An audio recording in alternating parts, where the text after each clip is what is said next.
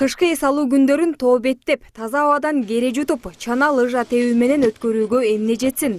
Эс алуучулар лыжа, сноуборд, коньки тебиш үчүн бул мезгилди 1 жыл бою күткөн. Анткени кышкы экстремалдуу спорт түрлөрү жагымдуу сезимдерди тартуулайт. Абасы таза, панорама, эл жок, ошонусу жакты.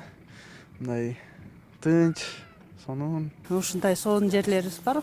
Кудай кут кылсын. Келип эс алып кеткиле. Бул жакта 10 күндөн бери келдик.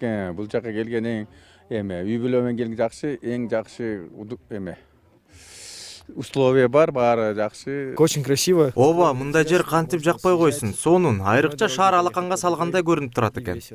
Кашкасуу эс алуу борборунда карагайлардын үстүнөн тоонун чокусуна ташый турган канаттык жол бар. Анын узундугу 1,5 километр. Тамактануучу жайларда болсо ысык чайы менен наны дайыма даяр. Жада калса түрдүү тамактарга буйрутма берсе да болот. Керемет жайда бир нече күн калууну калагандар үчүн Мончодон сырткары 80 орундуу конок үйлөрү бар. Ар биринде казан, шишкебек бышыруучу шаймандар турат. У нас по воскресным дням, суббота, воскресенье. Дем алыш күндөрү ишемби, жекшембиде Дордой плазанын алдында биздин транспорттор турат. Бул биздин Кашкасуу эс алуу борборуна келүүнү каалап, бирок унаасы жоктор үчүн жакшы мүмкүнчүлүк. Айрымдары унаасын ошол жерге таштап коюп, биздин транспорт менен келишет. Эгерде шаардын ызы-чуусунан тажап, тоо боюнда анан дагы таза абада эс алыңыздар келсе, анда Кашкасуу эс алуу борборуна келсеңиздер болот экен. Бул жерде кышкы спорттун түрлөрү болгон коньки, лыжа, чаналар берилет экен. Анан дагы эң ыңгайлуусу баасы арзаныраак, чөнтөккө ыңгайлуу.